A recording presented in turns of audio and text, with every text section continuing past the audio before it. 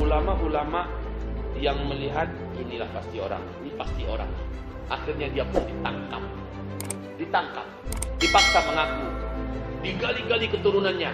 Dia selalu menampik, tidak, bukan saya, kalian salah orang. Tidak, bukan saya. Dipaksa, lama-kelamaan ketahuan juga, karena memang Al-Mahdi ini nggak pandai berdusta. Keturunannya dipelajari sampai ketemu kepada Hasan bin Ali. Ketemu, ciri-cirinya lengkap, dia nggak bisa lagi menolak. Namanya sama dengan namaku, kata Rasulullah. Berarti namanya nanti bisa jadi Muhammad bin Abdullah, bisa jadi namanya Ahmad bin Abdullah, bisa jadi namanya Mustafa bin Abdullah, bisa jadi namanya Yasin bin Abdullah, bisa jadi namanya Toha bin Abdullah, bisa jadi namanya Qasim bin Abdullah. Jadi yang manapun itu nama-nama Nabi Muhammad semua itu.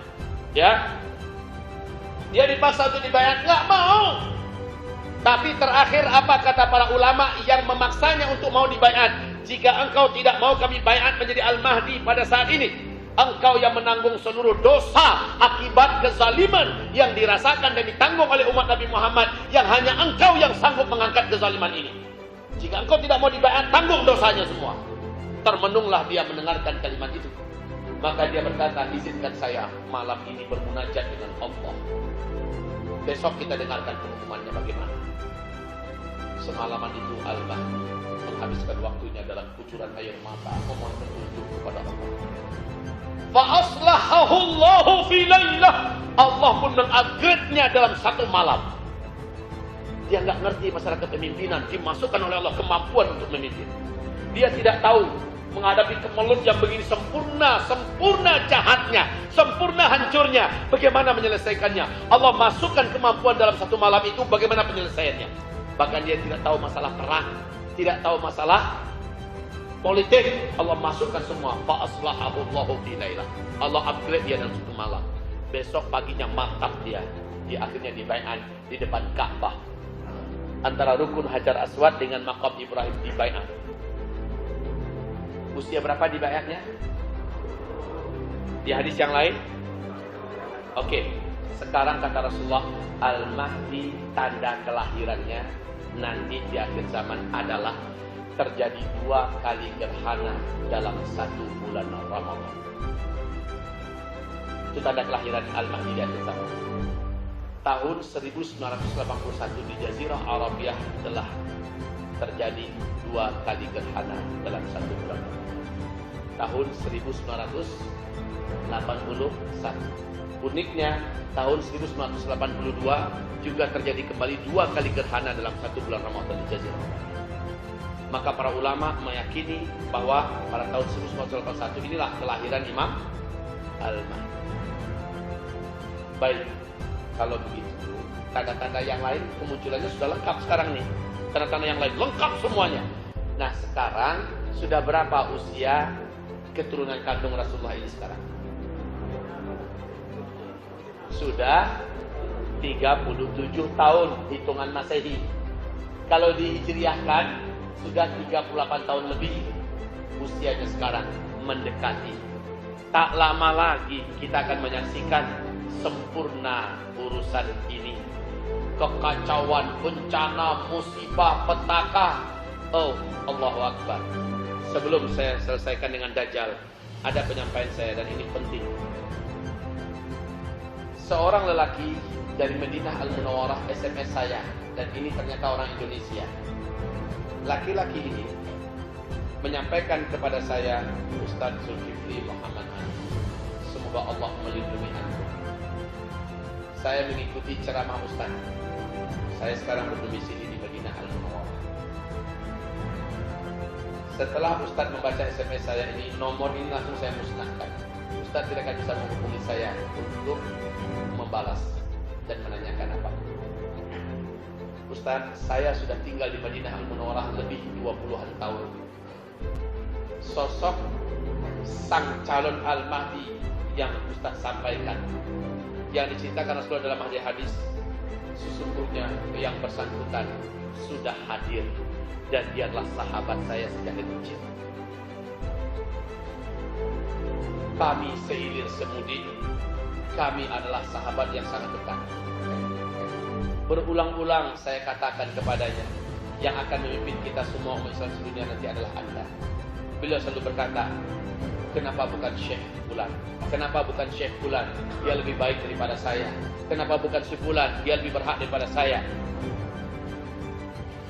Ketika terjadi pembantaian umat Islam di Syria, dia membujuk dan merayu-rayu saya agar mau berangkat bersamanya membela saudara Islam yang tertindas di Syria, dan dia mengajak saya berjihad di sana. Apa kata beliau? Saya ingin membela saudara seiman kita di Syria. Saya ingin syahid di Syria. Lalu saya katakan kepadanya, saya berazam pulang ke Indonesia. Urusan saya nanti di Indonesia. Maka beliau berpesan kepada saya, sampaikan kepada orang-orang beriman di Indonesia, dekatkanlah diri kalian kepada Allah sedekat-dekatnya. Masa-masa jihad akan tiba sebentar lagi, terbuka lebar. Sampaikan kepada orang-orang beriman di Indonesia bahwa Allah telah memperlihatkan kepada saya dalam mimpi langit dihantam oleh sesuatu yang besar. Kemudian setelah itu gelap gulita segelap-gelapnya muka bumi. Kemudian setelah itu tidak ada satupun teknologi yang masih bisa dipakai. Seluruh orang kaya serentak menjadi miskin. Katakan kepada mereka bahwa bersiap-siaplah untuk melaksanakan jihad angkat senjata. Ini zaman. Kemudian kami pun berpisah, katanya. Kami pun berpisah. Saya tidak tahu bagaimana perkembangannya berikutnya. Semoga Ustaz istiqomah dalam menyampaikan dakwah ini. Sungguh demi Allah, keturunan kandung Rasulullah itu telah hadir. Kemudian setelah dia kirim, saya baca, bergetar tubuh saya. Saya coba balas cepat. Memang langsung nomornya sama sekali tidak bisa dihubungi kembali. Nah, saudaraku, terlepas daripada orang ini sungguh-sungguh atau dia berdusta, itu urusan dia. Tetapi yang jelas dari tanda-tanda yang ada hadis Nabi yang menceritakan tanda-tanda kemunculannya dan sebagainya, ditambah dengan pengakuan yang bersangkutan, semakin yakinlah kita bahwa sosok pemimpin terakhir ini sebentar lagi muncul.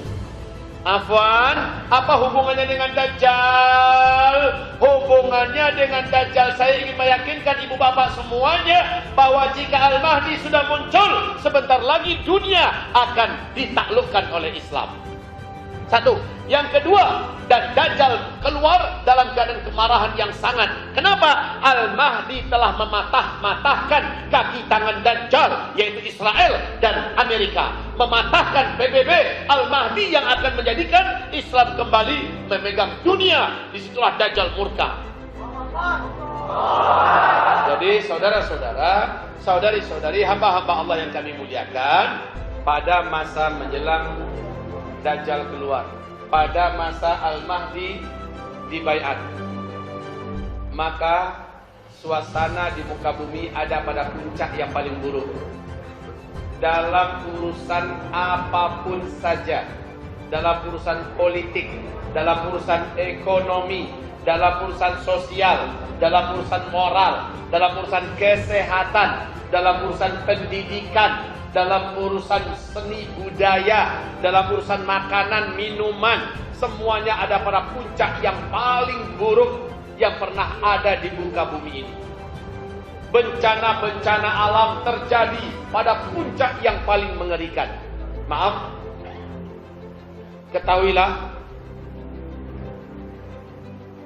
ini tanda-tanda kemunculan Al-Mahdi, kata Rasulullah, pada saat terjadi puncak perselisihan di Arab Saudi. Kemudian gempa-gempa yang hampir merata di mana-mana pada tahun itu. Kehancuran ekonomi global. Manusia kembali menggunakan dinar dan dirham. Pada saat itulah Al-Mahdi akan muncul.